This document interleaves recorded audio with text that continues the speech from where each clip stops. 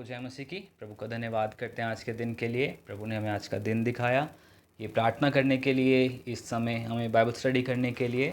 तो जैसा कि हम लोग उत्पत्ति अध्याय 3 में से पढ़ रहे हैं, हमने 3:21 तक पढ़ लिया है और आज हम पढ़ेंगे मत्ती 3 उसका 22 से लेके पूरा तीसरे चैप्टर तक। ठीक है, तो अगर हम 22वीं आयत पढ़ें, उत्पत्ति 3 उसका 22, उसमें इस प्रकार लिखा है, फिर यहोवा परमेश्वर ने कहा, मनुष्य भले बुरे का ज्ञान पाकर हम में से एक के समान हो गया है, इसलिए अब ऐसा ना हो कि वह हाथ बढ़ाकर जीवन के वृक्ष का फल भी तोड़ के खा ले और सदा जीवित रहे। ठीक है, तो 22वीं आयत हमें इस प्रकार बताती है कि जो आदम है उसने उस फल को खा लिया है। ठीक है, और प्रभु ने जिस फल को खाने के लिए मना किया था, आदम ने वही काम किया। परमेश्वर की पहली बात तो हिदायत को तोड़ा और उसके बाद जो फल खाने के लिए मना किया था वो भी उसने खा लिया। अब यहोवा परमेश्वर कह रहा है कि इसने जब फल खाया है तो ये हम में से एक के समान हो गया है, इसलिए अब हम क्या करें, उस जो जीवन का वृक्ष है उसको वहाँ से हटा दें। और उससे पहले कि अब आदम उसमें से तोड़ के उस जीवन के वृक्ष को ना खा ले। प्रभु ने कभी भी जीवन के वृक्ष के फल को खाने से मना नहीं किया था, केवल और केवल ट्री ऑफ नॉलेज में से खाने से मना किया था। लेकिन आदम ने सेम उसका उल्टा किया जो उसको मना किया था। सेम हमारी तरह हमें भी जो चीज़ मना की जाती है हम पहले वही करने को भागते हैं, उसके बाद कुछ और करने के लिए हम लोग सोचते हैं। ठीक है जी, तो अब बात करते हैं ट्री ऑफ लाइफ के बारे में। ट्री ऑफ लाइफ, आप ट्री ऑफ लाइफ के बारे में क्या समझते हैं कि ट्री ऑफ लाइफ क्या था, उसकी क्या विशेषताएं थी, उसमें कैसा फल लगा था, और प्रभु ने इस ट्री ऑफ लाइफ को खाने से मना कभी नहीं किया था, क्यों? लेकिन अगर हम बाइबल पढ़ें तो बाइबल में साफ लिखा है, प्रभु ने ट्री ऑफ नॉलेज और ट्री ऑफ लाइफ, ये दो पेड़ जो थे उनको मुख्य आकर्षण बना के रखा था अदन की वाटिका में। ठीक है, वहाँ पे क्या लिखा गया है कि परमेश्वर ने ये जो पौधे हैं या फिर ये वाले जो पेड़ हैं ये क्या करे, लगाए। बाकी सब के लिए क्या लिखा गया है, जैसे जैसे प्रभु बोलता गया वो सब उगते चले गए, अपने आप उगते चले गए। लेकिन ये दो वो ट्री थे जो परमेश्वर ने स्वयं अपने हाथ से वहाँ पे प्लांट किए, जो स्वयं उसने लगाए वहाँ पे। ठीक है, तो पहली चीज़ जो हमें बहुत फोकस करने वाली बात है, जो बहुत इम्पॉर्टेंट है, वो ये है कि दो चीज़ें ऐसी हैं जो प्रभु खुद लगाना चाह रहा है। ठीक है, पहली ट्री ऑफ नॉलेज, दूसरी ट्री ऑफ लाइफ। अब दोनों के फ्रूट की बात करते हैं। अगर हम नॉलेज के फ्रूट में से खाएंगे तो हमें बुद्धि मिलेगी, हमें ज्ञान मिलेगा, हमें समझ मिलेगी, और जीवन के वृक्ष में से खाएंगे तो हमें जीवन मिलेगा। ठीक है, प्रभु ने इन दोनों के लिए बोला था कि ये दोनों मुख्य आकर्षण हैं वहाँ के, ये दोनों मुख्य पेड़ हैं वहाँ के। तो तुमने क्या करना है, तुम जीवन को तो खा सकते हो, ठीक है, ट्री ऑफ लाइफ में से तुम खा सकते हो, उसके लिए मैं तुम्हें मना नहीं कर रहा, लेकिन ट्री ऑफ नॉलेज में से मत खाना। साफ हिदायत थी कि ट्री ऑफ नॉलेज में से तुम मत खाना, नहीं तो क्या होगा, तुम मर जाओगे। लेकिन क्या वो मरे? नहीं मरे, वो तो जिंदा रहे। तो क्या प्रभु गलत बोल रहा है? क्या प्रभु झूठा है? हाँ, चलो कोई बात नहीं, हम लोग इसके बारे में बात करेंगे। लेकिन प्रभु स्वयं चाहता था कि जो ट्री ऑफ लाइफ है, जो फ्रूट ऑफ लाइफ है, जो जीवन का फल है, वो तुम अपने आप से स्वयं से चुन के खाओ।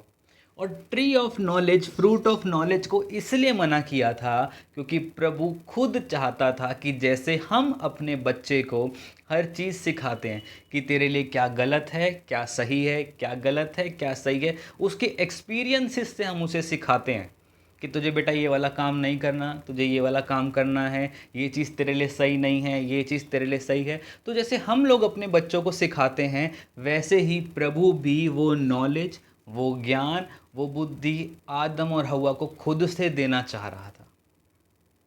आदम और हव्वा को उसने बच्चा करके नहीं बनाया था, डायरेक्ट वयस्क इंसान बनाया था। ठीक है, लेकिन वो उनको ट्रीट ऐसे ही करता था जैसे वो स्वयं उनके छोटे छोटे बच्चे हैं, कि उनसे बात करनी, उनके पास आना, उससे उससे अपने मन को शेयर करना, हर एक चीज़ जो परमेश्वर चाहता था वो आदम और हव्वा के साथ करता था। लेकिन आदम और हव्वा कभी भी उसके उस प्रेम को समझ नहीं पाए जो प्रभु ने उससे किया था। इसलिए जिस चीज़ को खाने के लिए मना किया था, आदम ने वही काम कर दिया। ठीक है। और जो लाइफ के लिए बोला था कि तुम इसको खा सकते हो, उसने नहीं खाया। लेकिन जब उसने नॉलेज के फ्रूट को खा लिया, वो आत्मिकता में मर गए, तो प्रभु जब उनके पास आया तो प्रभु ने एक बात पूछी, आदम तू कहाँ है? ठीक है, पढ़ा है आपने इस बात को कि उसने पूछा आदम तू कहाँ है। एक सॉन्ग भी हम लोग गाते हैं, उसमें भी इसी प्रकार गाया जाता है, आदम तू कित्थे है। और प्रभु कह रहे बेटा मेरा जी नहीं लग रहा, मेरा जी नहीं लग रहा है, मैं बड़ा परेशान हो रहा हूँ कि तू कहाँ चला गया है, तू कहाँ चला गया है। आप एक बात को सोचिए, अदन की वाटिका छोटी सी है, बहुत बड़ी नहीं है, उसमें हर चीज़ प्रभु ने अपने मन मुताबिक लगाई है। ठीक है, लगाई है कि नहीं लगाई, हाँ या ना? लगाई है। उसमें एक छोटे से पेड़ के पीछे आदम छुपा पड़ा है, क्या प्रभु को दिख नहीं रहा? प्रभु कहता है कि मैं तेरा उठना बैठना चलना फिरना सब जानता हूँ, मैंने तुझे बनाया है, मैं हर चीज़ तेरी जानता हूँ कि तू कब क्या करेगा, क्या कर सकता है, क्या नहीं कर सकता, मैं सब जानता हूँ। तो जब आदम उस पेड़ के पीछे छुप गया था, क्या प्रभु उसको नहीं देख रहा? क्या प्रभु को वो नहीं दिख रहा? हाँ, हम कोई पाप करके कितना भी छुपने की कोशिश करें, क्या हम प्रभु को नहीं दिख रहे? दिख रहे हैं। जब दाऊद ने पाप किया, उसने छिपने की कोशिश करी, क्या वो प्रभु से छिप पाया? नहीं छिप पाया, प्रभु ने उसे देख लिया। ठीक है, जब योना ने वहाँ से भागने की कोशिश करी, तो क्या वो छिप पाया? प्रभु ने फिर भी उसको पकड़ लिया। तो जब आदम ने पाप किया, उस छोटे से पेड़ के पीछे छोटा सा आदम छिप गया, तो क्या प्रभु को नहीं दिख रहा था? फिर भी प्रभु कह रहे आदम तू कहाँ है? इसका मतलब क्या है? बाइबल एक बात कहती है कि तेरी आत्मा से भाग के मैं कहाँ जाऊँ। दाऊद इस बात को कहता है कि हे प्रभु तेरी आत्मा से भाग के मैं कहाँ जाऊँ। मैं पहाड़ों पे जाऊँ तो तू वहाँ है, समंदर में जाऊँ तो तू वहाँ है, पाताल में जाऊँ तो तू वहाँ है, मैं कहीं भी चला जाऊँ तेरी आत्मा से भाग के मैं कहीं नहीं जा सकता। ठीक है, लेकिन आदम यहाँ पे प्रभु से भागने की कोशिश कर रहा है, और प्रभु उससे एक सवाल कर रहा है, एडम वेयर आर यू। आज यही सवाल मैं आपसे कर रहा हूँ, वेयर आर यू, आप कहाँ पर हैं? पहली बात जो प्रभु पूछ रहा है वेयर आर यू, वो इसलिए पूछ रहा है कि आदम तेरे से कोई भी गलती हो गई, मैं जानता हूँ कि तू अभी छोटा है, तू परिपक्व नहीं है, तू मैच्योर नहीं है, तेरे से गलती हो गई, मैं तुझे अपने बच्चे की तरह संभाल रहा हूँ, कोई बात नहीं, कोई टेंशन नहीं है। तुझसे गलती हुई है ना, अगर आप सोचो अंकिता सिस्टर की हम बात करें, अगर कियांश से कोई ग्लास गिर जाए तो क्या आप उसे घर से बाहर निकाल दोगे? हाँ, अगर वो किसी कटोरी को घर से बाहर फेंक दे तो क्या आप उसे घर से बाहर निकाल दोगे? एक चांटा लगा दोगे ज़्यादा से ज़्यादा, डांट दोगे उसको ज़्यादा से ज़्यादा, लेकिन 5 मिनट बाद मैं गारंटी देता हूँ कि आप उसको फिर से गले से लगा लोगे। क्योंकि हमारा बेटा जब कुछ ऐसे करता है तो हमें बड़ा गुस्सा आता है, पहले तो उसके बाद हम उसे गले से लगा लेते हैं, है ना? वैसे ही जो हम कहते हैं कि आदम प्रभु का बेटा है, तो आदम को प्रभु ने क्यों जाने दिया? समझ पा रहे हो मेरी बात को? आदम से गलती हुई, प्रभु पूछ रहा है आदम तू कहाँ है? आदम की गलती ये थी कि प्रभु चाह रहा था कि आदम खुद से कन्फेस करे कि हाँ प्रभु मुझसे गलती हो गई है, मेरे से गलती हो गई, मैंने ये खा लिया प्रभु, मैं तेरी बात को नहीं रख पाया। क्या प्रभु उसको माफ़ नहीं करता? वो बिल्कुल उसे माफ़ करता। लेकिन आदम ने क्या बोला, जो स्त्री तूने मुझे दी है उसने मुझे खिलाया है प्रभु, मैं तो नहीं खाना चाह रहा था। पहली बार जब आदम गिरा, अपने अपने आप से, तो वो कैसे गिरा? अपने कन्फेशन से। प्रभु के पास जब भी आओ, कभी भी प्रार्थना करने बैठो, तो प्रभु का वचन कहता है जब तू अपने पापों को मान लेगा और उसे छोड़ भी देगा, तब क्या होगा? तब तुझ पर दया की जाएगी, है ना? पहले क्या करना है? मानना है, मीन्स कन्फेस करना है, कन्फेशन देना है कि प्रभु मुझसे गलती हुई है, अपने गुनाहों को मैं मानता हूँ प्रभु कि मैं आगे से ऐसा नहीं करूँगा। प्रभु यही बात आदम से चाहता था कि आदम खुद से कन्फेस करे कि प्रभु मुझसे गलती हुई है। प्रभु को आदम दिख रहा था उस पेड़ के पीछे भी, वो नंगा है पहले से ही दिख रहा था। आपका बेटा, आपकी बेटी अगर छोटा है, नंगा पड़ा हुआ है, उसने सुसु पोटी कर दी, तो क्या आप उसे देख के क्या घिन करोगे? हाँ, क्या आपको शर्म आएगी उसको देखते हुए? अरे वो आप ही का तो हिस्सा है, उसको आप कैसे घिन से देख सकते हो? कैसे उसको गलत नज़र से देख सकते हो? प्रभु कभी भी आदम को पापी नज़रिए से नहीं देख रहा था। इवन दो उसने पाप कर दिया, तब भी प्रभु उससे मिलने आया। प्रभु ने उसको ग्रेस दिया वहाँ पे कि मैं तुझसे मिलने आ रहा हूँ और पूछ रहा हूँ तू कहाँ है आदम? तू कहाँ चला गया है? तूने ऐसा क्या कर दिया? जब मैं पहले शाम के समय तुझसे मिलने आता था, तू भागा भागा आता था मेरे पास, तू भाग के मेरे से लिपट जाता था, अपने दिल की बात कहता था, सब कुछ मुझे बताता था। लेकिन आज ऐसा क्या हो गया आदम, जो मुझे तुझे ढूंढना पड़ रहा है? आपको पता है, जब आप पाप करते हैं, जब आप कुछ ऐसा काम करते हैं जो प्रभु की नज़र में सही नहीं है, आप अपने आप को प्रभु से छुपाने लग जाते हो। आप अपनी प्रार्थनाओं को बंद कर देते हो, आप वचन पढ़ना बंद कर देते हो, प्रभु से बात करना बंद कर देते हो। आपको लगता है कि आप प्रभु से छुप रहे हो, लेकिन मैं आपको बताऊं, आप प्रभु से नहीं छुप सकते। इवन दो आप एक पापी भी क्यों ना हो, प्रभु आपको कभी भी एक पापी नज़रिए से नहीं देखता।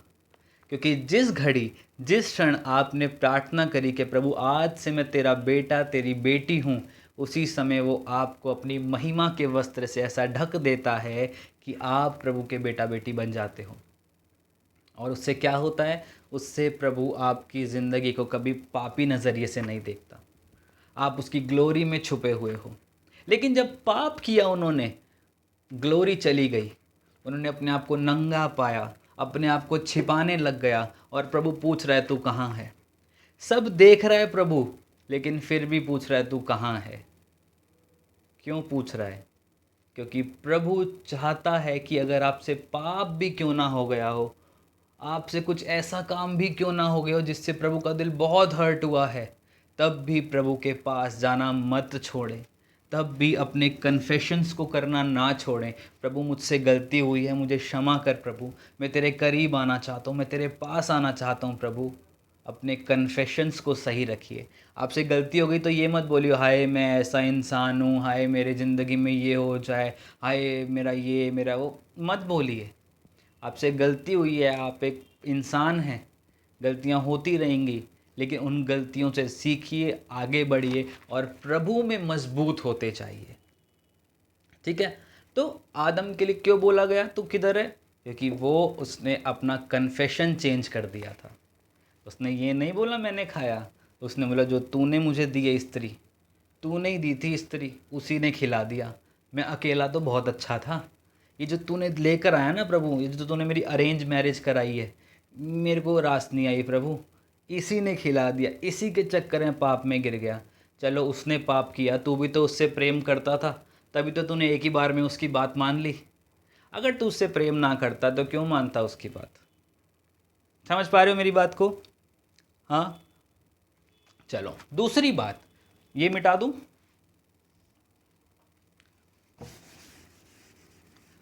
दूसरा क्वेश्चन मेरा आप लोगों से है कि ट्री ऑफ लाइफ कहाँ से आया?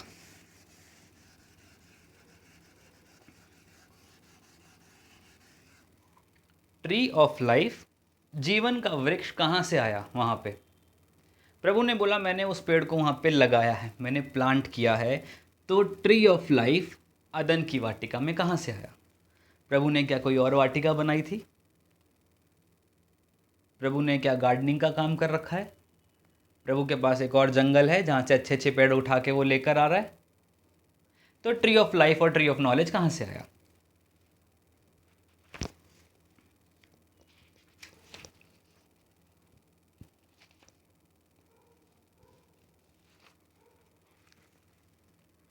नहीं पता, कोई बात नहीं। अगर हम रेवलेशन प्रकाशित वाक्य 22 का 2 पढ़ें तो वहाँ पे ऐसा लिखा गया है कि स्वर्ग में एक नदी है, एक नदी बह रही है जिसके दोनों तरफ जीवन का वृक्ष लगा है।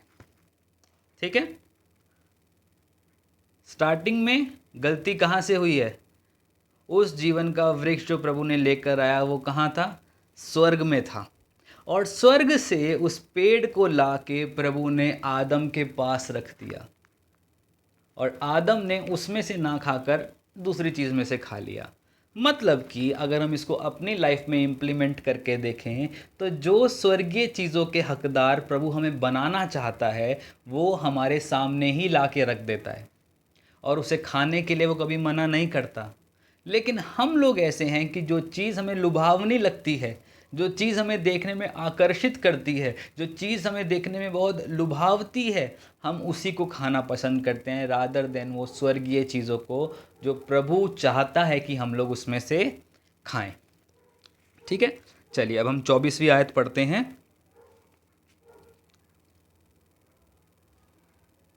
चलो 23 आयत पढ़ते हैं पहले। 23 में इस प्रकार लिखा है, इसलिए यहोवा परमेश्वर ने उसको अदन की वाटिका में से निकाल दिया और वह उस भूमि पर खेती करे जिसमें वह बनाया गया था। ये आदम को एक श्राप टाइप मिल गया कि अब जिस भूमि पे वो बनाया गया था उसी पे वो खेती करेगा और उसी से वो खाने पाएगा। 24वीं आयत पढ़े तो वहाँ लिखा है, इसलिए आदम को उसने निकाल दिया और जीवन के वृक्ष के मार्ग का पहरा देने के लिए अदन की वाटिका के पूर्व की ओर करूबों को और चारों ओर घूमने वाली ज्वाला में तलवार को भी नियुक्त कर दिया। ठीक है, समझ में आया आपको या दोबारा पढ़ूँ आपके लिए? अगर दोबारा पढ़ूँ कहते हो तो वहाँ लिखा है, आदम को उसने उस जीवन के वृक्ष के मार्ग पर पहरा देने के लिए अदन की वाटिका के पूर्व की ओर करूबों को और चारों ओर घूमने वाली ज्वाला में तलवार को भी नियुक्त कर दिया। पहला काम उसने क्या किया? जो अदन की वाटिका है उसमें से एडम को बाहर कर दिया।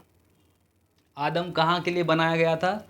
अदन की वाटिका में सेवकाई करने के लिए, वहाँ पे सुपरविजन करने के लिए, वहाँ पे देखने के लिए कि हर एक काम सही हो रहा है या नहीं हो रहा। लेकिन अब पाप करने के बाद उसको वहाँ से बाहर निकाल दिया और अंदर क्या किया?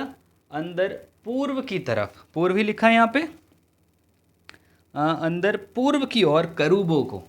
ठीक है, करूब आपने और कहाँ सुना है वर्ड?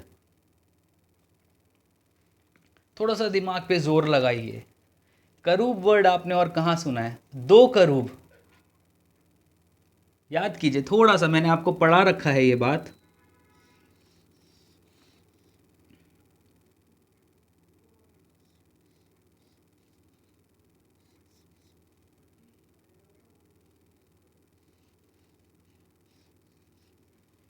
कुछ इसको देख के याद आ रहा है?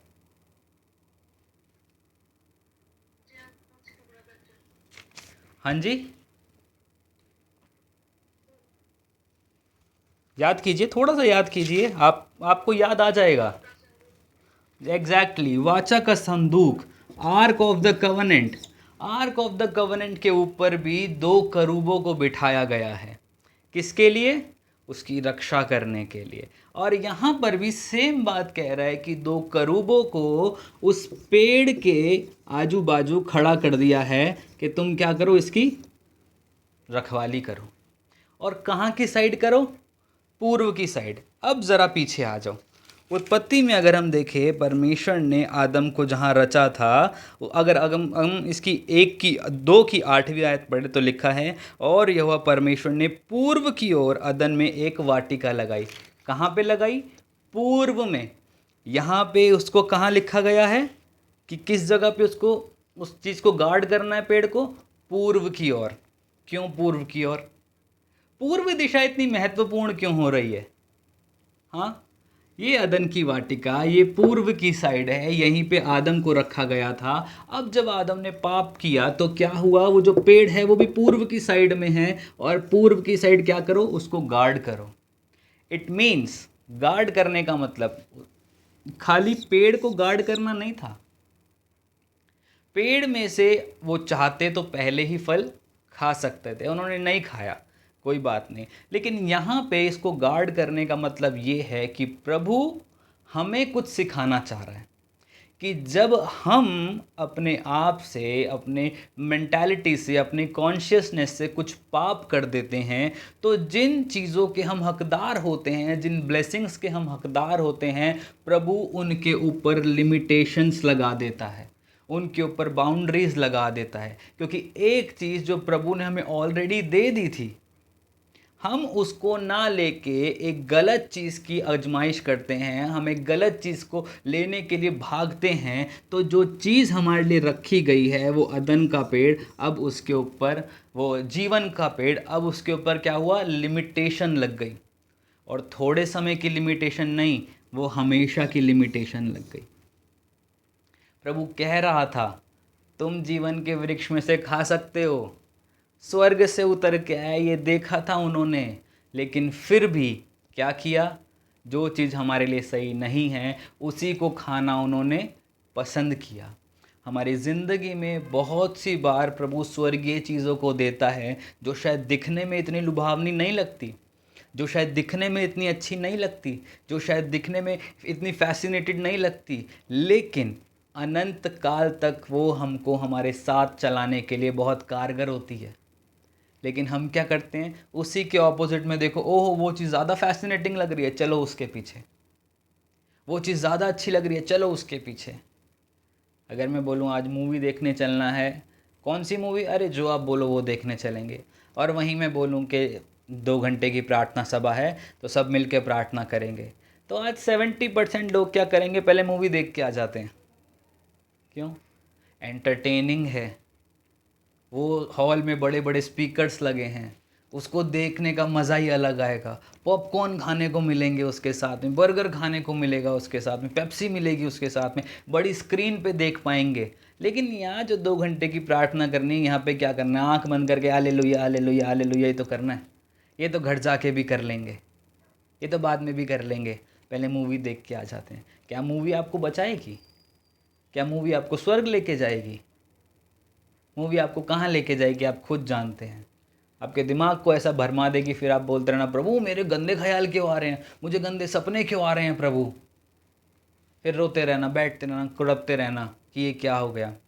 बात यह है कि चुनाव आपने किया है उसका, आपके पास दोनों चीज़ों का चुनाव था, दोनों चीज़ों को आपको बताया गया था, लेकिन आपने चुनाव किया है कि मैं उस चीज़ को ज़्यादा महत्व दूंगी रादर देन इसको। ठीक है, वैसे ही जब प्रभु ने सामने रखा था tree of life, fruit of life, तुम इसको खा लो ना, उसने बोला था खा लो, सब कुछ खा सकते हो, बस नॉलेज में से मत खाना, उस भले बुरे की ज्ञान से मत खाना, क्योंकि वो मैं तुम्हें देना चाहता हूँ। उन्होंने वही खा लिया, अब गिर गए पाप में, जो जगह उनके लिए बनाई गई थी निकाल दिया उनको वहाँ से। और उसको खाए जाने के द्वारा क्या लिखा है वहाँ पे, कि उसको खाए जाने के द्वारा पूरी भूमि पे कर्स आ गया।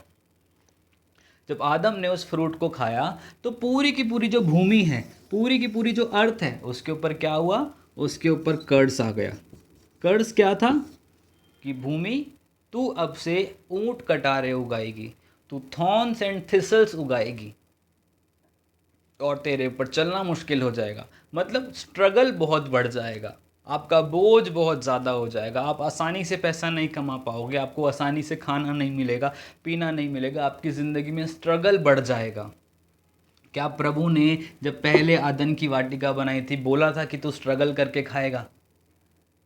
उसने कुछ नहीं बोला था, उसने आशीष दिया था कि फूलो फलो पृथ्वी पे भर जाओ, जो चीज़ मैंने तुम्हें दिया उस पर अधिकार रखो, तुम अधिकार रखोगे, तुम्हें खाना पीना सब अपने आप मिलता चला जाएगा, मैं तुम्हारे लिए प्रोवाइड करके दूंगा, हर एक चीज़ को मैं दूंगा। लेकिन जिस क्षण वो कर्ज उनकी ज़िंदगी में आया, कर्ज के साथ साथ वो कर्ज स्ट्रगल को उनकी ज़िंदगी पे लेकर आया। आज बहुत सारे लोग मसीहत में स्ट्रगल कर रहे हैं अपनी ज़िंदगी में, हर क्षेत्र में स्ट्रगल कर रहे हैं, अपनी मैरिड लाइफ में, अपने बिजनेस में, अपने जॉब में, अपनी मिनिस्ट्री में, अपनी हेल्थ को लेके, अपने फाइनेंस को लेके, बहुत सारे क्षेत्रों में स्ट्रगल कर रहे हैं। क्यों कर रहे हैं? रीज़न क्या है? प्रभु ने स्ट्रगल करने को तो नहीं बनाया था। रीज़न ये है कि आज भी हम समझ नहीं पा रहे हैं कि हम क्यों स्ट्रगल कर रहे हैं। प्रभु का वचन कहता है, हे बोझ से थके मांदे लोगों मेरे पास आओ, मैं तुम्हें विश्राम दूंगा। लेकिन विश्राम तो है ही नहीं ज़िंदगी में। सुबह 6 बजे उठो, भागते भागते गधे की तरह रात को 12 बजे तक काम ही करते रहो, और उसके बाद भी घर वालों की गालियां खाओ। बेटे का होमवर्क पूरा नहीं हुआ, बेटी का काम नहीं हुआ, हस्बैंड आके ये बोल रहा है, प्रेयर नहीं कर पा रहे, ऐसा नहीं हो रहा, वैसा नहीं हो रहा। क्यों नहीं हो रहा? क्यों आज भी स्ट्रगल में जी रहे हैं?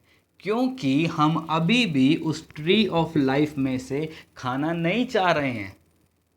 हम अभी भी उस चीज़ को अपनी ज़िंदगी में नहीं लेके आ पा रहे हैं जो प्रभु हमें देना चाहता है।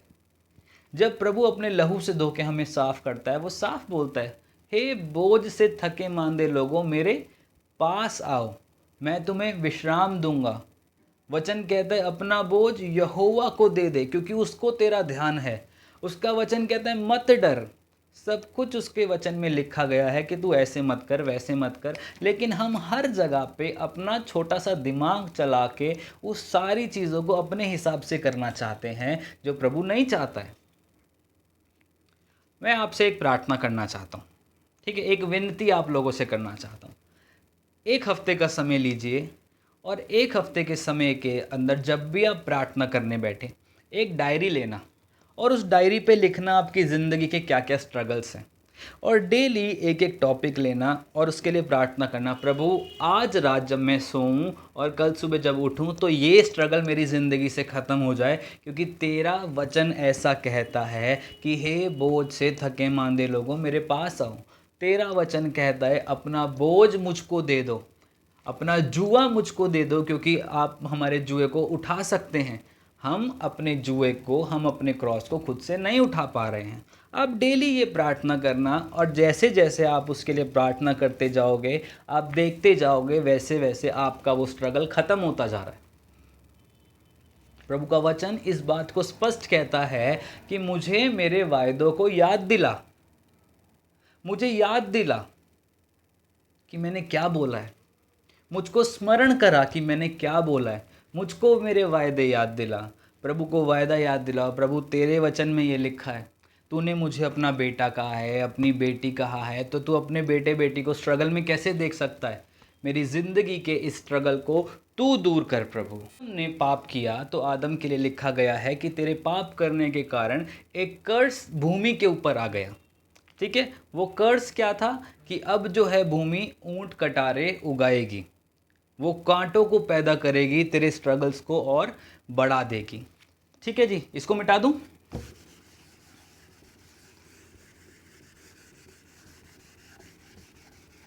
बाइबल में एक बहुत ही अच्छी बेहतरीन बात लिखी है कि पहला आदम जो था, जो आगे कहते हैं सिन को लेकर आया, पहला आदम जो था उसने काफ़ी सारी चीज़ों को ख़राब कर दिया। लेकिन वही जब सेकंड एडम आया, यीशु मसीह आया, तो उसने उन सारी चीज़ों को परिपूर्ण कर दिया। उन्होंने सारी चीज़ों को ख़त्म करके एक नई जनरेशन को स्टार्ट कर दिया। जो आदम ने ख़राब किया था, यीशु मसीह ने आके उन सारी चीज़ों को ठीक कर दिया। तो जो पहला कर्स आया था कि भूमि जो है वो थॉर्न्स एंड थिसल्स को पैदा करेगी। ठीक है जी, मतलब जो कांटे हैं, भूमि क्या करेगी? कांटे उगाएगी।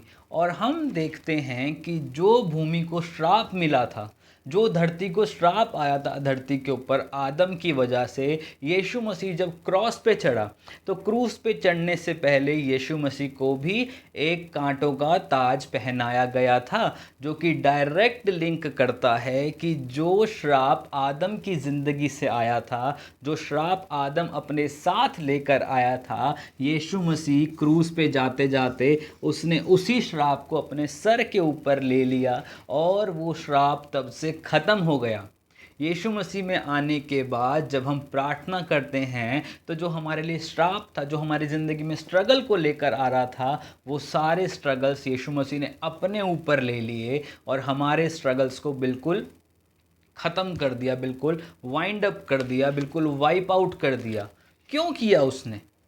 क्योंकि प्रभु चाहता था कि आदम और हव्वा को मैंने जैसे बनाया था, निष्पाप, निष्कलंक, मुझसे मिलने वाला, मुझसे बात करने वाला, तो जब आप और मैं परमेश्वर से मिलें तो हम भी निष्पाप हो सकें, निष्कलंक हो सके। जैसे प्रभु ने आदम को बनाया था कि आदम मुझसे सवेरे से लेकर शाम तक बात करता रहे, जब मैं चाहूँ मैं उसको अपने दिल की बात कह सकूँ, जब मैं उससे मिलूँ मैं उससे और सीख सकूँ, मैं उसे और सिखा सकूँ।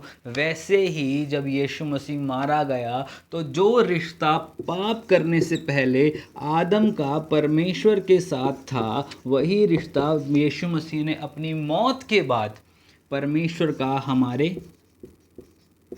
साथ कर दिया। पूरी बाइबल का अगर सार देखो, पूरी बाइबल की समरी देखो, तो वो यही है कि आदम ने पाप किया और वो प्रभु से दूर हो गया। ठीक है, यीशु मसीह आया, यीशु मसीह ने उस पाप को ख़त्म किया, अपनी जान को दिया और परमेश्वर का आमना सामना फिर से इंसान से करा दिया। पूरी बाइबल का अगर सार देखो तो ये 2 लाइनें ही हैं।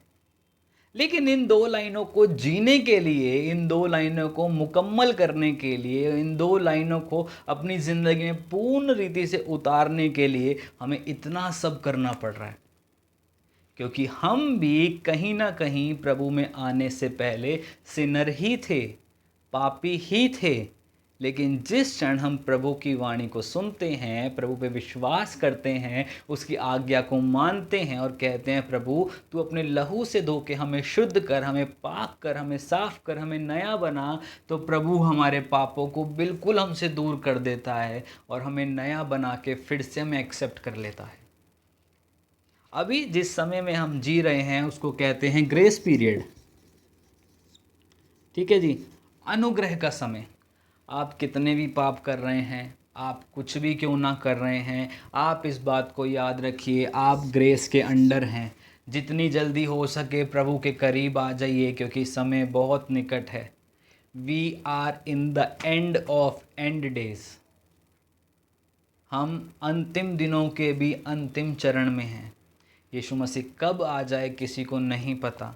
आप इतनी सारी भविष्यवाणियों को सुन रहे हैं। आप अगर इज़राइल के ऊपर नज़र डालें तो इज़राइल में 96%, 95% प्रोफेसीज पूरी हो चुकी हैं।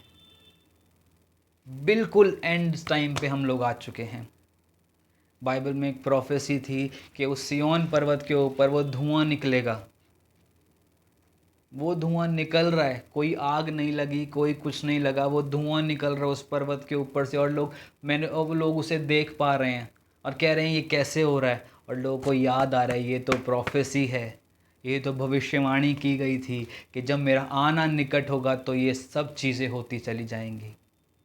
यीशु मसीह का आना बहुत निकट है। अब वो एक बच्चे के रूप में जन्म लेने नहीं आ रहा। अब यीशु मसीह कैसे आ रहा है? बादलों पे हम सबको लेने आ रहा है ना।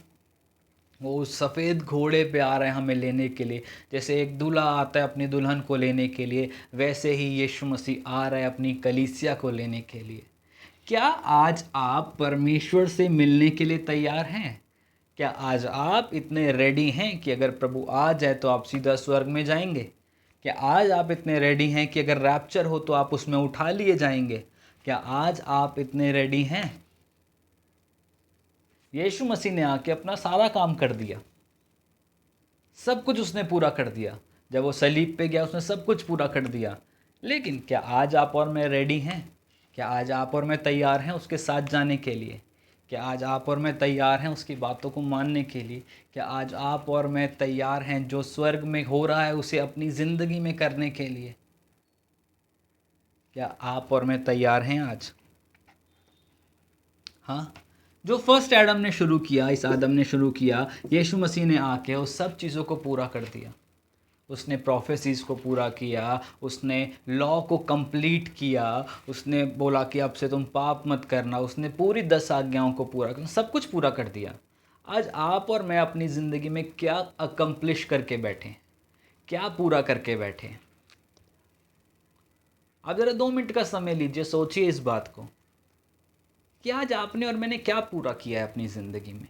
अरे यार, हम तो ठीक से प्रभु के साथ मिल भी नहीं पा रहे हैं, हम तो ठीक से प्रभु के साथ समय भी नहीं बिता पा रहे हैं, ठीक से प्रभु की सुन भी नहीं पा रहे हैं, ठीक से प्रभु को अपनी बात सुना भी नहीं पा रहे हैं। हम क्या कर रहे हैं? एक कड़वी सच्चाई आप लोगों को बताऊं, आप लोग प्रार्थना करते हैं, आप सब प्रार्थना करने वाले लोग हैं।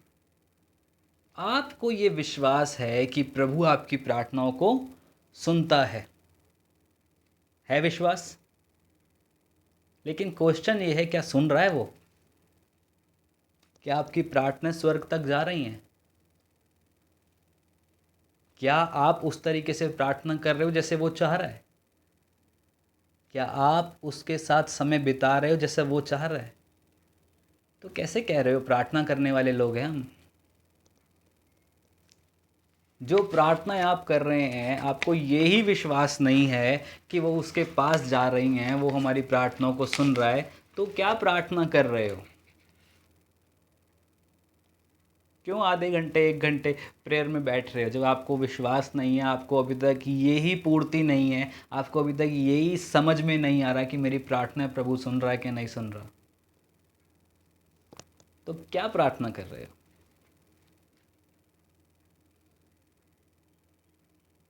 सोचो इस बात को। कहाँ जी रहे हो? कहाँ है ज़िंदगी? बच्चे संभाल लूँ, पति संभाल लूँ, जॉब कर लूँ, हाँ, बीवी को देख लूँ, घर को संभाल लूँ, सब संभाल लो, प्रभु को कब संभालोगे? प्रभु के साथ जो रिश्ता है उसको कब संभालोगे? समय आ चुका है, अब नहीं रह गया वो समय कि अब टाइम मिल जाएगा, बुढ़ापे में जाके कर लेंगे। नहीं है समय। मुझे तो ये भी नहीं पता हम में से कितने लोग अपना बुढ़ापा देखेंगे, कितने लोग यीशु मसीह पे आने से मतलब यीशु मसीह आने वाला है, कितने लोग हम में से बुढ़ापा देखेंगे, कितने लोग जीवित रहेंगे, हमें कुछ भी नहीं पता। क्या तैयार हैं? अगर हम रेवलेशन पढ़ें तो रेवलेशन प्रकाशित वाक्य 21 का 17 में इस बात को लिखा गया, 17 नहीं सॉरी 27 में इस बात को लिखा गया है कि कोई भी अनक्लीन, डिफाइल्ड मतलब कि जो क्लीन नहीं है, जो बेरूप है, बेढंग है, इम्प्योर है, परमेश्वर के राज्य में एंटर नहीं कर सकती। क्या आज आप और मैं वो दुल्हन हैं जो निष्पाप, बेपाप, निष्कलंक हैं, जिसके ऊपर कोई दाग नहीं है, जिसके ऊपर कोई झुर्री नहीं है? क्या आज आप और मैं वो कलीसिया हैं? अभी पीछे एक शादी हो रही थी और मैं देख रहा था, उसकी दुल्हन तैयार होकर आ रही है और उस दुल्हन के मुंह पे बड़ी सारी छाइयाँ थी, ठीक है, दाने थे, कुछ गड्ढे भी थे। लेकिन जिस दिन उसकी शादी थी, उस दिन हम उसको कॉन्ग्रेचुलेट करने गए तो देखा उसके मुंह की सारी छाइयाँ ख़त्म है, कोई गड्ढा नहीं दिख रहा, सब कुछ एकदम, वो तो लग ही नहीं रही वो दुल्हन है। और मैंने अपनी वाइफ से पूछा, यार ये किस चीज़ का कमाल है, ये क्या सब कुछ ढक गया इसका? तो उसने बताया कि जब मेकअप करते हैं तो बहुत सारी चीज़ें लगाते हैं, कंसीलर लगाते हैं और बेस लगाते हैं, टोनर लगाते हैं, मतलब इतनी सारी चीज़ें उसने बता दी, मुझे याद भी नहीं। और वो सब लगाने के बाद जितने भी आपकी दाग धब्बे झुर्रियाँ हैं वो सब छुप जाती हैं, ठीक है, ये सब आपको पता होगा, मैं मेरे से अच्छा जानते होगे, सब छुप जाती हैं। लेकिन बात ये है कि जिस समय मुंह धोया जाता है वो सब फिर से निकल के आ जाती हैं, वो सब फिर से दिखने लग जाती हैं। लेकिन याद रखिए, जब स्वर्गीय पिता आपको और मेरा मुंह धोएगा और वो दाग धब्बे झुर्रियाँ दिखी, वो छोड़ के चला जाएगा, वो नहीं लेके जाएगा। बेशक हम इस बात पे हंस रहे हैं, लेकिन ये बात इतनी गहरी है कि आज इसको बोलते हुए मुझे कुछ कुछ हो रहा है कि कलीसिया दुल्हन अभी तक तैयार नहीं है, वो अभी तक प्रार्थना का टोनर लगा रही है, वो वर्शिप का कंसीलर लगा रही है, लेकिन जहाँ परीक्षाएं आती हैं, जहाँ कोई ऐसी बात आती है, वो सब धुल के निकल जाता है, वो सब निकल जाता है, सारे दाग धब्बे दिखने लग जाते हैं। प्रभु ऐसी कलीसिया को लेने नहीं आ रहा है। वो कलीसिया लेने आ रहा है जो बिना मेकअप के, जिसके ऊपर ना दाग है, ना धब्बा है, ना झुर्री है, वो परफेक्ट दिख रही है। वो कैसे परफेक्ट दिख सकती है आपको बताऊं? अपने आप से कलीसिया कभी परफेक्ट नहीं दिख सकती। कलीसिया सिर्फ और सिर्फ जब प्रभु के ग्रेस में होके चलेगी तभी परफेक्ट दिख सकती है। ग्रेस कहाँ से मिलता है? अगर एक दूल्हे को उसकी दुल्हन पसंद है तो चाहे उसके चेहरे पे कितने भी दाग हों, चाहे फुंसी निकल जाए, चाहे पस वाला दाना निकल जाए, वो उसे तब भी चाहता है। एक पति अपनी पत्नी को चाहता है, इसीलिए उसको मैटर नहीं करता उसके मुंह पे 2 दाने हैं या 4 दाने हैं, वो उसको दिल से चाहते हैं। वो है ग्रेस, कि आपकी इम्परफेक्शंस को भी प्रभु ग्रहण कर रहा है, आपकी और मेरी इम्परफेक्शंस को भी प्रभु अपनी ग्रेस से ढक रहा है और कह रहे हैं कि ये मेरी दुल्हन है। लेकिन सोचने वाली बात ये है कि ग्रेस में होके हम क्या अपने झुर्रियों को बढ़ाए जा रहे हैं, या उस ग्रेस में होके हम उन झुर्रियों को ख़त्म कर रहे हैं। क्योंकि प्रभु उस कलीसिया को लेने आएगा जो बेदाग है, बेझुर्री है, और वो ही स्वर्ग में उठाई जाएगी।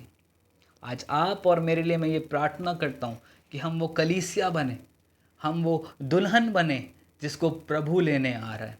वो कलीसिया ना बने, वो दुल्हन ना बने जो दूसरों को बहुत अच्छी दिख रही है। आज बहुत सी ऐसी कलीसियाएं हैं जो दूसरों को बहुत अच्छी दिख रही हैं, जो दूसरों को लग रहा है कि इससे ज़्यादा आत्मिक कलीसिया कोई नहीं है, लेकिन अंदर फूट है, अंदर व्यभिचार है, अंदर गरीबी है, अंदर घमंड है, अंदर लालच है। वो कलीसिया, वो दुल्हन ऊपर से परफेक्ट दिख सकती है, लेकिन प्रभु मनों को जांचने वाला प्रभु है। आज कलीसियाएं छोटी क्यों ना हो, लेकिन याद रखिए वो निष्पाप होनी चाहिए, निष्कलंक होनी चाहिए, प्रभु को पसंद आने वाली होनी चाहिए। आज आप और मैं इंडिविजुअली एक एक कलीसिया हैं। प्रभु ने पतरस को एक नाम बोला, कैफा, जिसका मतलब होता है पत्थर, और प्रभु ने उसके लिए बोला कि मैं इस पत्थर के ऊपर, इस चट्टान के ऊपर कलीसिया तैयार करूँगा। आज प्रभु आपको भी एक नाम दे रहा है कि मैं आपके ऊपर एक कलीसिया तैयार करूँगा। चाहे आपकी कलीसिया में आप खुद हो, आपकी कलीसिया में आपके बच्चे हों, आपका हस्बैंड हो, आपका फ्रेंड हो, कोई भी हो सकता है। क्या आज आप इतने काबिल हो कि जब वो आपको कुछ दे रहा है तो आप उसे ले सको? क्या आज आप उस ग्रेस में काम कर रहे हो? प्रभु ने उस स्ट्रगल को, उस थॉर्न्स को, उस थिसल्स को अपने सर के ऊपर ले लिया, उस कर्ज को अपने ऊपर ले लिया। आपका और मेरा जो कर्ज था, जो श्राप था, उसने अपने ऊपर ले लिया और हमको नई जिंदगी दे दी। अब उस नई जिंदगी को चलाने के लिए जो ग्रेस हमें मिल रहा है, क्या हम उसमें सही से चल रहे हैं? क्या हम उसमें पूर्ण रीति से चल पा रहे हैं?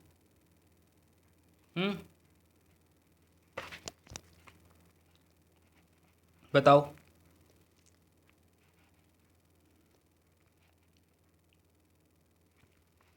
फिर से अपने टॉपिक पे आ जाते हैं, ठीक है?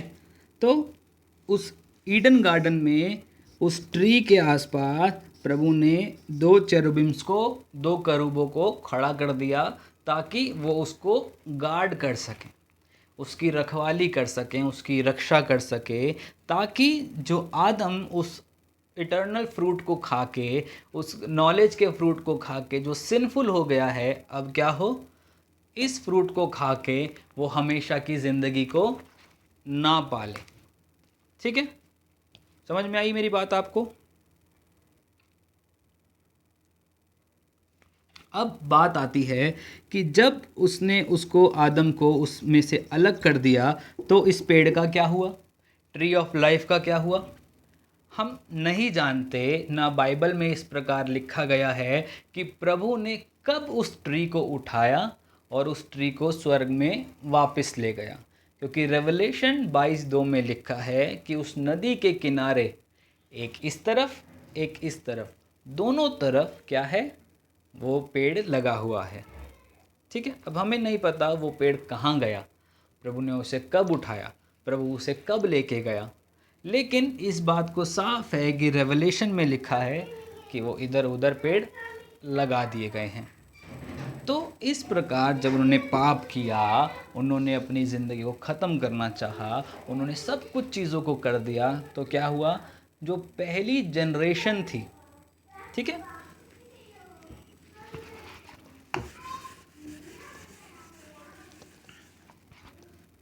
पहली जनरेशन, गॉड परमेश्वर ने बनाया एडम एंड ईव को, ठीक है जी।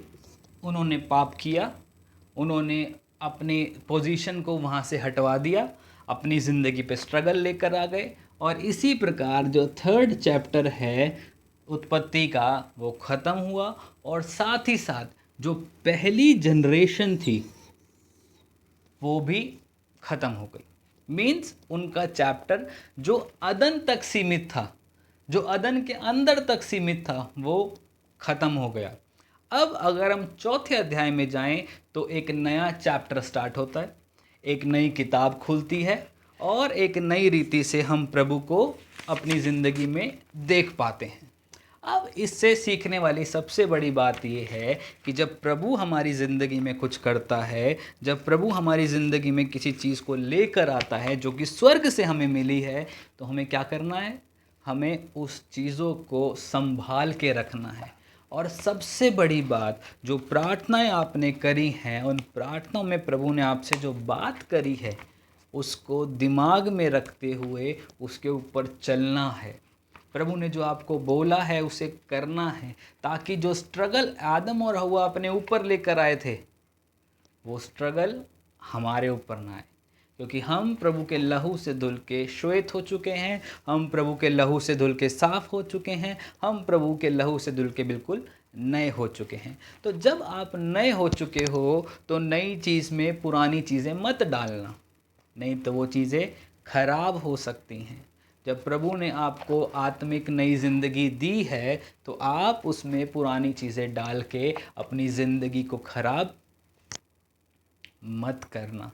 आज मैं आपके लिए यही प्रार्थना करता हूँ कि प्रभु, जो स्ट्रगल तूने उस क्रूस पे हमारे लिए ख़त्म कर दिया था, जो कर्स एडम और ईव को मिला था, वो थॉर्न्स एंड थिसल्स का, वो कांटों का, वो स्ट्रगल का, जब तूने अपने ऊपर ले लिया, अपने सर पे ले लिया, तो प्रभु आज हमें स्ट्रगल करने की कोई ज़रूरत नहीं है। हम क्यों स्ट्रगल करें जब हमारे बाप ने हमारे लिए स्ट्रगल कर दिया है। तो आमीन, समझ पा रहे हैं मेरी बात को। मैं इस बात के साथ इस सेशन को ख़त्म करता हूँ कि आज से आपकी ज़िंदगी के सारे स्ट्रगल्स ख़त्म हों। जब आप according to the word of God चलेंगे, प्रभु की महिमा में चलेंगे, प्रभु की बातों को करते हुए चलेंगे, तो सारे स्ट्रगल्स आपकी ज़िंदगी से ख़त्म होते चले जाएंगे। और मेरी उस बात को याद रखिएगा कि आपकी ज़िंदगी में जो भी स्ट्रगल्स हैं, जिन चीज़ों में आप स्ट्रगल फेस कर रहे हो, जब प्रार्थना करने बैठो, लिखो उसको, प्रभु आज मेरी ज़िंदगी में ये स्ट्रगल था, उसके साथ में वचन लिखो, प्रभु तेरा वचन ये कहता है कि तूने हमारी ज़िंदगी के स्ट्रगल्स को ख़त्म कर दिया। तूने क्या करा है, तूने हमारे पापों को अपने ऊपर ले लिया है, तूने हमारे स्ट्रगल्स को अपने ऊपर ले लिया है। हे बोझ से थके मांदे लोगों, मेरे पास आओ, मैं तुम्हें विश्राम दूंगा। प्रभु, मैं विश्राम का अधिकारी हूँ, मैं स्ट्रगल्स का अधिकारी नहीं हूँ। वचन लिखो, उसके साथ प्रार्थना करो। देखना, एक एक हफ्ते में जो जो स्ट्रगल्स आप लिखते जाओगे, उस कॉपी के ऊपर आप प्रार्थना करोगे वचन के साथ, वो स्ट्रगल ख़त्म होता जाएगा। ज़्यादा लंबा समय नहीं दे रहा, सिर्फ 1 हफ्ते का समय दे रहा हूँ। अगले ट्यूसडे जब हम मिलेंगे तो मैं विश्वास करता हूँ कि हम इन बड़ी गवाहियों के साथ मिलेंगे कि ये वाला स्ट्रगल मेरी ज़िंदगी से चला गया, वो वाला स्ट्रगल मेरी ज़िंदगी से चला गया, क्योंकि प्रभु आज भी आपके और मेरी ज़िंदगी में काम करने को हमेशा तैयार रहता है। आमीन। आइए प्रार्थना करेंगे। हालेलुया।